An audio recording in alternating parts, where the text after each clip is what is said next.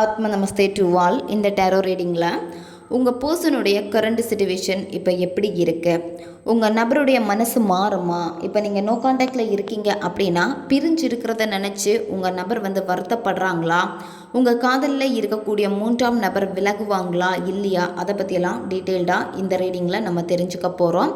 இந்த card energy கூட connect ஆகிறதுக்காக உங்கள் பர்சனுடைய பேரை 3 வாட்டி சொல்லிவிட்டு கமெண்டில் தேங்க்யூ யூனிவர்ஸ்னு டைப் பண்ணுங்கள். இந்த கார்டு எனர்ஜி கூட கனெக்ட் ஆகிருவீங்க. நம்ம சேனலுக்கு நீங்கள் இதான் ஃபஸ்ட் டைம் வரீங்கன்னா மறக்காமல் சப்ஸ்கிரைப் பண்ணிக்கோங்க. பக்கத்தில் இருக்கக்கூடிய பெல் பட்டனையும் கிளிக் பண்ணிக்கோங்க.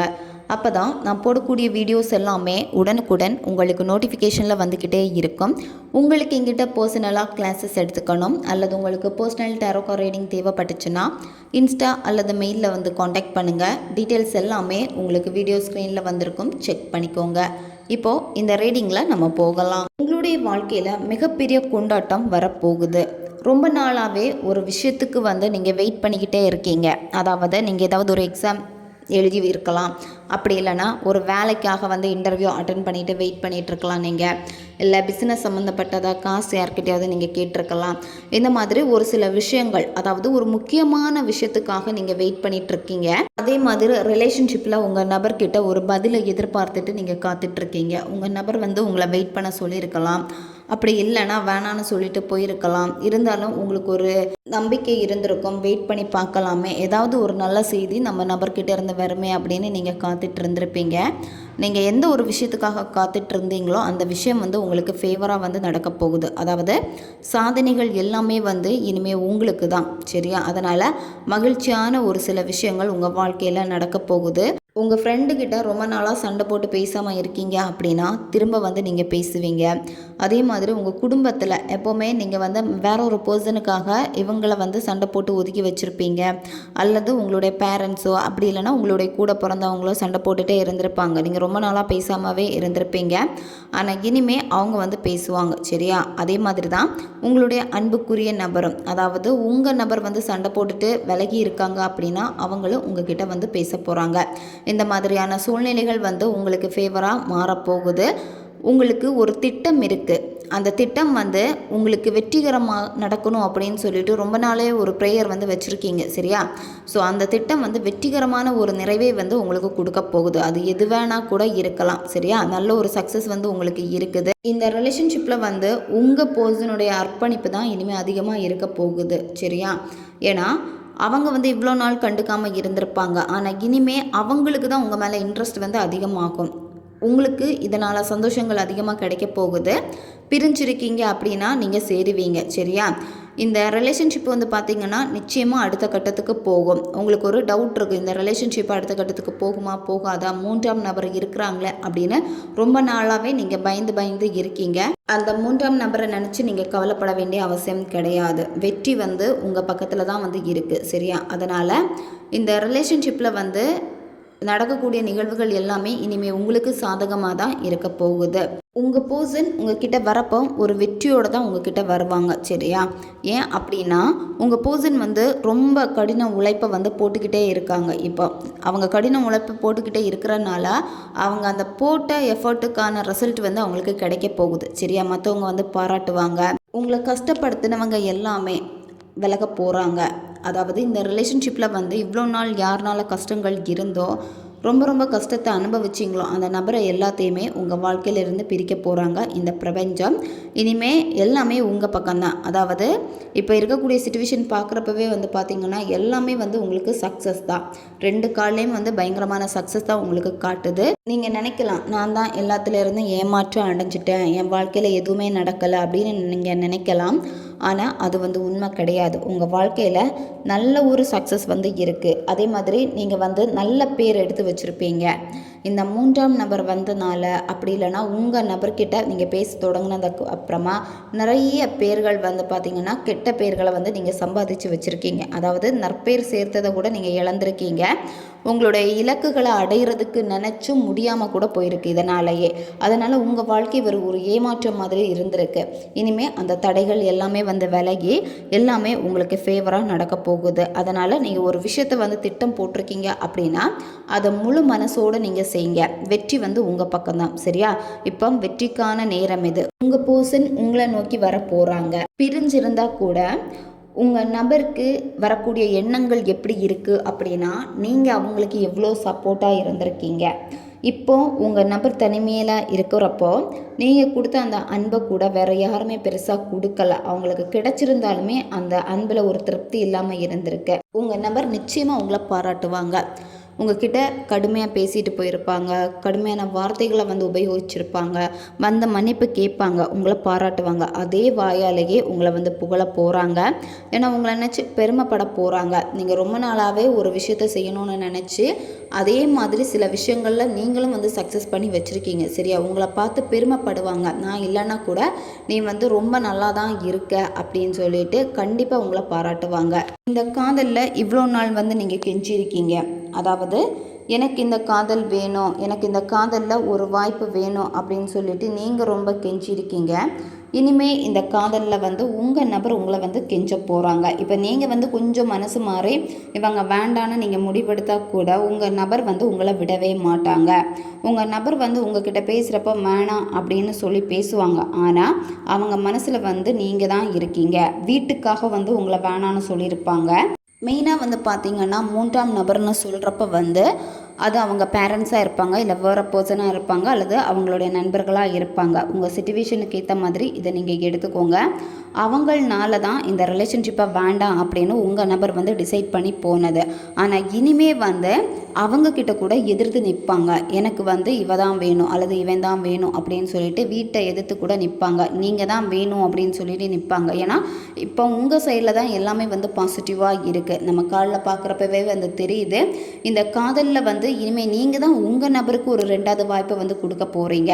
நீங்கள் வந்து வேணான்னு சொன்னால் கூட உங்கள் நபர் வந்து இல்லை எனக்கு வேணும், என்னால் உன்னை விட்டு இருக்க முடியாது, நம்ம திரும்ப லவ் பண்ணலாம், இனிமேல் நான் எந்த மிஸ்டேக்கும் பண்ண மாட்டேன், அதே மாதிரி நீ பண்ண தப்பே நான் மறந்துடுறேன் அப்படின்னு சொல்லிட்டு உங்கள் நபர் பெரிய ஒரு முடிவு வந்து எடுக்க போகிறாங்க. அது வந்து உங்களுக்கு சாதகமான முடிவாக தான் வந்து இருக்கும். சில நேரம் உங்களுக்கு தோணுது இந்த பர்சன் கிட்ட நம்ம போகணுமா பேசணுமா அப்படின்னு கூட உங்களுக்கு தோணுது. ஆனால் என்னென்னா மனசு வந்து ஏங்குது.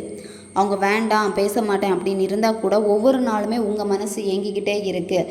இவங்க என்னை தேடி வரமாட்டாங்களா, எனக்கு சீக்கிரமாகவே வந்து இவங்க கூட சேரணுமே அப்படின்னு நீங்கள் காத்துக்கிட்டே இருக்கீங்க. என்னத்தான் நீங்கள் இங்கே இருந்தாலுமே உங்கள் மனசு தேடுறது எல்லாமே உங்கள் நபரை தான் தேடிக்கிட்டே இருக்குது. உங்களுடைய லைஃப்பை திரும்பி பார்க்குறப்ப உங்கள் லைஃப்பில் அதிகமாக உங்களுடைய மெமரியில் இருக்கக்கூடிய அந்த நபர் வந்து உங்களுடைய நபர் தான். நீங்கள் மனசில் இப்போ ஒரு நபரை நினச்சிக்கிட்டு இருக்கீங்களா, அவங்க தான்.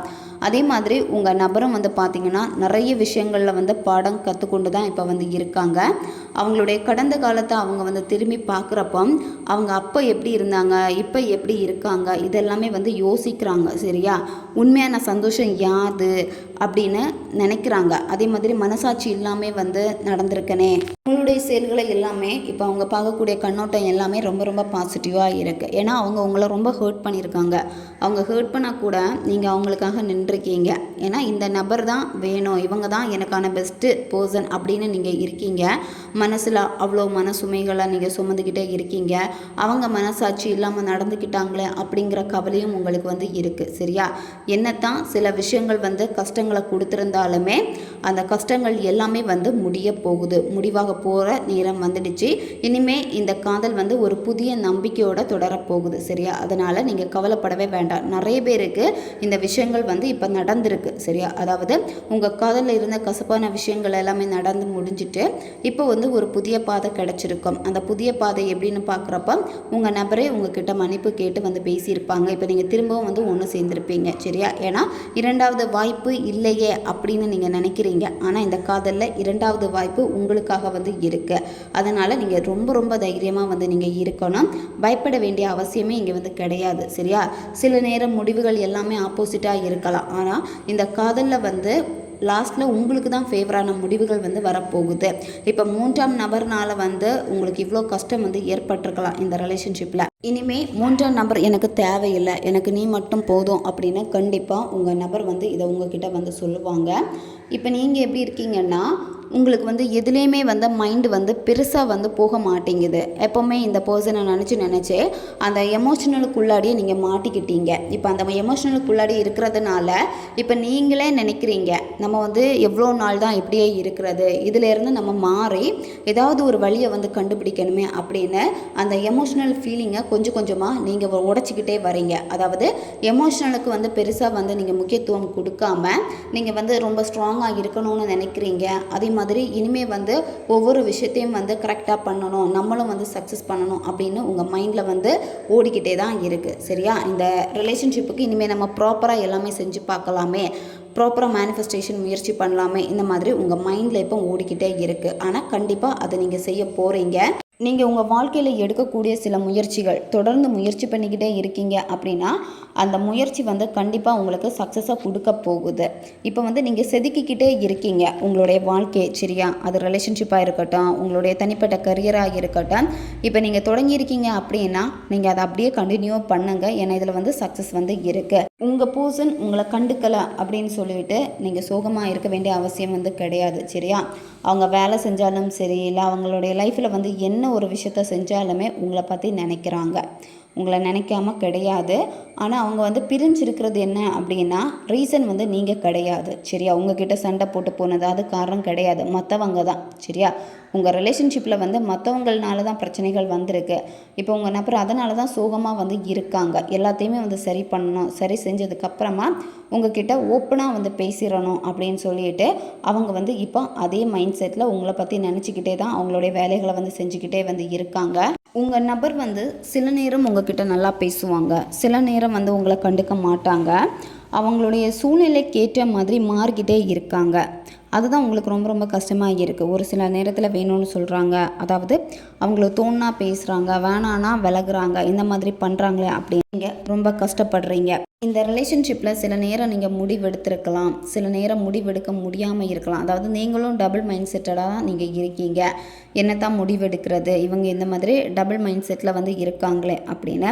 அதனால் உங்களுக்கு மற்ற வாழ்க்கையில் கூட வந்து கவனம் செலுத்த முடியலை. ஏன்னா ஏதாவது முயற்சி பண்ணி பார்க்கலாமே அப்படின்னு வந்து நீங்கள் நினைக்கிறீங்க. உங்கள் நபருடைய மனசில் வந்து கொஞ்சம் மன அழுத்தங்கள் எல்லாமே வந்து இருக்குது. சரி, அதனால தான் மாறிக்கிட்டே இருக்காங்க. ஒவ்வொரு வாட்டியும் பேச்சு வந்து மாறுது. ஒரு சில நேரத்தில் நல்லா பேசுவாங்க, ஒரு சில நேரத்தில் வேணான்னு சொல்லுவாங்க, இந்த மாதிரி பேசுவாங்க. அதனால தான் உங்களுக்கு வந்து இனிமேல் இந்த ரிலேஷன்ஷிப்பில் பெரிய அளவுக்கு ஒரு நம்பிக்கையும் வராமல் வந்து இருக்குது. சரியா? என்னத்தான் இந்த ரிலேஷன்ஷிப் வந்து இப்போ உங்களுக்கு ஃபேவராக இல்லாமல் இருந்தால் கூட இந்த இடத்துல பிரபஞ்சம் உங்களுக்கு உதவி பண்ணிட்டு தான் இருக்காங்க. சரியா? யூனிவர்ஸுடைய பிளஸ்ஸிங் வந்து உங்களுக்கு இருக்கு. சில விஷயங்கள் வந்து பார்த்திங்கன்னா உங்களுக்கு ரொம்ப கஷ்டப்படுத்துகிற மாதிரி நடந்துக்கிட்டே இருக்கும். அது நடக்குது அப்படின்னா அந்த விஷயங்களை வந்து சமாளித்து நீங்கள் கொண்டு வரணும். சரியா? நீங்கள் கொஞ்சம் பொறுமை காத்தாலே போதும், எல்லாமே உங்களுக்கு ஏற்ற மாதிரி ஃபேவராக நடக்க ஆரம்பிக்கும். ஏன்னா இதில் பார்த்த ஃபஸ்ட்டு கார்டே வந்து பார்த்திங்கன்னா உங்களுக்கு சக்ஸஸ் தான் கொடுத்துருக்கு. சரியா? 1111 கமெண்டில் வந்து டைப் பண்ணுங்கள். புதிய ஒரு தொடக்கம் வந்து இருக்குது இந்த ரிலேஷன்ஷிப்பில். அதனால் இந்த பிரச்சனைகள் எல்லாமே வந்து முடிவடைய போகுது. சரியா? இவ்வளோ நாள் வந்து உங்கள் ரிலேஷன்ஷிப்பில் என்ன பிரச்சனைகளை வந்து நீங்கள் சந்திச்சுக்கிட்டே இருந்தீங்களோ, போராடிக்கிட்டே இருந்தீங்களோ, அது வந்து முடிவடைய போகுது. இனிமேல் என்னாக போகுது அப்படின்னா இந்த காதலில் நீங்கள் தேடி போக வேண்டாம், அவங்களே உங்களை வந்து தேடி வர போகிறாங்க. ஏன்னா அவங்க தான் இங்கே உங்களை நோக்கி வராங்க இனிமே. அதனால் நீங்கள் வந்து அப்படியே நிற்பீங்க, ஸ்லோ ஆவீங்க. இனிமேல் நீங்கள் யோசிப்பீங்க, அவங்கக்கிட்ட போகலாமா வேணாமா, என்ன பண்ணலாம் அப்படின்னு நீங்கள் யோசிப்பீங்க. பெரிய அளவுக்கு இனிமேல் வந்து நீங்களே கால் பண்ணுறது, மெசேஜ் பண்ணுறது இந்த மாதிரி உங்களுக்கு தோணாது. நம்ம அமைதியாக இருப்போம், அவங்க வந்து வராங்களான்னு பார்ப்போம் அப்படின்னு நீங்கள் இனிமேல் காத்திருக்க போகிறீங்க. கண்டிப்பாக உங்கள் நபர் வரப்போ சந்தோஷமாக உங்ககிட்ட வருவாங்க. சரியா? டபுள் மைண்ட் செட்டில் வந்து பேச மாட்டாங்க. இப்போ அவங்க அப்படி தான் இருக்காங்க. ஆனால் இதுக்கு அப்புறமா அதாவது உங்கள் நபருக்குள்ளாடியே வந்து சில மாற்றங்கள் வந்து இப்போ வந்து ஏற்பட்டனால தான் அவங்க வந்து ரொம்ப அமைதியாக போகிறாங்க உங்கள் நபர். சரியா? நீங்கள் அதனால் இதை நினச்செல்லாம் வருத்தப்பட வேண்டிய அவசியம் கிடையாது. பிரபஞ்சத்துடைய பிளஸ்ஸிங் வந்து உங்களுக்கு இருக்குது. இந்த ரிலேஷன்ஷிப்பில் வந்து பார்த்திங்கன்னா இப்போ நீங்கள் தான் ரொம்ப ஸ்லோவாக அமைதியாக வந்து இருக்கணும். ஏன்னா நீங்கள் வந்து ரொம்ப சேஸ் பண்ணுற மாதிரி இங்கே வந்து தெரியுது. சரியா? ஒவ்வொரு நேரமும் வந்து உங்கள் மனம் வந்து அவங்கக்கிட்ட பேசணும்னு அப்படின்னு தான் தோணிக்கிட்டே இருக்குது. அதனால் அமைதியாக வந்து நீங்கள் இருங்க. அவங்களா வருவாங்க. சரியா? அவங்களா வர்றதுக்கான வாய்ப்புகளை தான் இங்கே ட்ரேடிங்கில் நம்ம பார்க்க முடியுது. அதனால் நீங்கள் கொஞ்சம் பொறுமையாக நீங்கள் யூனிவர்ஸை நம்புங்க. எல்லாமே உங்களுக்கு ஏற்ற மாதிரி நடக்க ஆரம்பிக்கும். ஓகே காய்ஸ், இதுதான் இந்த ரீடிங். இது வந்து ஜென்ரல் ரீடிங் தான். பொருந்தக்கூடிய விஷயங்களை மட்டும் எடுத்துக்கோங்க, மற்றதை விட்டுருங்க. உங்களுக்கு பர்சனல் டேரோ கார்ட் ரீடிங் தேவைப்பட்டுச்சுன்னா இன்ஸ்டா அல்லது மெயிலில் வந்து காண்டாக்ட் பண்ணுங்கள். அடுத்த ஒரு வீடியோ பதிவில் சந்திக்கலாம். நன்றி.